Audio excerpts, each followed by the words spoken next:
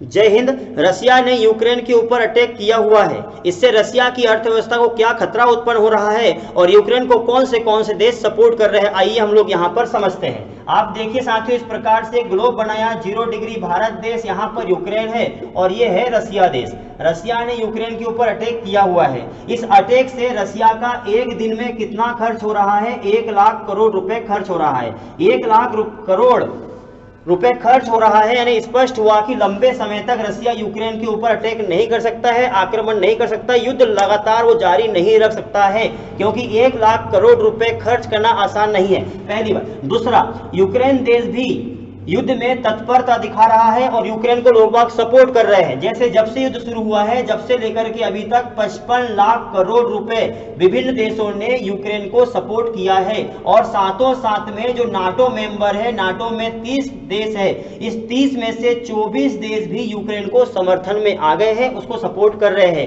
वहीं अमेरिका देश ने यूक्रेन को खाने पीने की सामान पहुंचाने के लिए 37,950 करोड़ रुपए का मानवीय सहायता पहुंचाया हुआ है, जबकि कनाडा देश ने 3,800 करोड़ रुपए हथियारों की खरीदी के लिए पैसा दिया है। साथों साथ में रसिया देश के ऊपर और भी कौन से प्रतिबंध लगा दिए हैं। रसिया देश के ऊपर अलग अलग देशों ने हवाई क्षेत्र जो उड़ते हैं, वायुयान उड़ते हैं, इनके ऊपर प्रतिबंध लगा दिए हैं। जैसे पोलैंड ने, चेक गणराज्य ने, बुल्गारिया ने, एस्टोनिया ने, इन सभी देशों ने रसिया से आने वाली फ्लाइट को बंद कर दिया है। एक तो ये। दूसरा, रसिया देश की अंतरराष्ट्रीय स्तर पे जितने भी संपत्ति थी उसको फ्रीज कर दी गई है। लगभग 50,000 करोड़ कि 50 लाख करोड़ रुपए की संपत्ति को फ्रीज कर दिया गया है। यानी रसिया देश को बहुत ही नुकसान झेलना पड़ रहा है। जितने हथियार है वो अब रसिया के खत्म होने के कगार पर है और उसको सपोर्ट करने का कोई नाम नहीं ले रहा है। यानी स्पष्ट है कि रसिया देश लंबे समय तक यूक्रेन के ऊपर जो है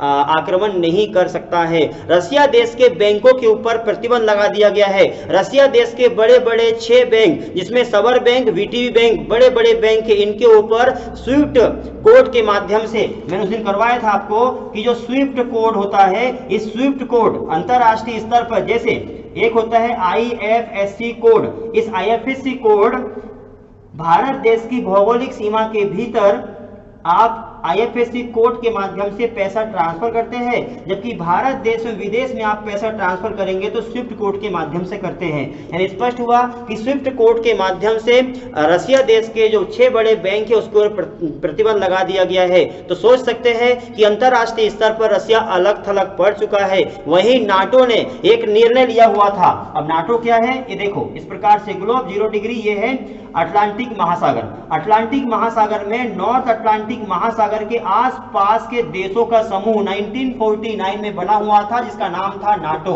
नॉर्थ अटलांटिक ट्रीटी ऑर्गेनाइजेशन।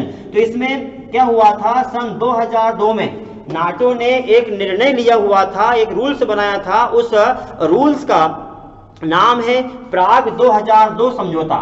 ये जो प्राग 2002 समझौता है, इसमें क्या होता है, यदि कोई मेंबर नाटो का मेंबर बन चुका है और नाटो का मेंबर वो है, जैसे देखिए पाकिस्तान मान लो नाटो का मेंबर है और वो अटैक करे भारत देश के ऊपर, तो हम जवाब देंगे किसको?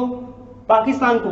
लेकिन पाकिस्तान को सपोर्ट करने के लिए ये जो 30 देश है, ये 30 देश यहाँ सपोर्ट करेंगे। यानी हम अटैक करेंगे चाइना के ऊपर तो चाइना तरफ से और भी 30 देश सपोर्ट करेंगे चाइना को। जैसे हमने मान लो कि चाइना ने हमको हमारे ऊपर अटैक किया और हम नाटो के मेंबर हैं, तो नाटो हमको सपोर्ट करेगा। यानी हम चाइना को धूल चटाएंगे, हमारे भारत देश की सेना के साथ साथ 30 देश और हमको सपोर्ट करेंगे नाटो का, और नाटो और भारत देश मिलकर चाइना को धूल चटाने का काम करेंगे। ऐसा नाटो काम करता है। तो 2002 में ये निर्णय लिया हुआ था कि रिस्पॉन्स फोर्स, यानी तुरंत हम एक्टिव होंगे और यदि कोई देश समूह में आ जाता है तो उस देश का सपोर्ट करना नाटो का जिम्मेदारी रहती है।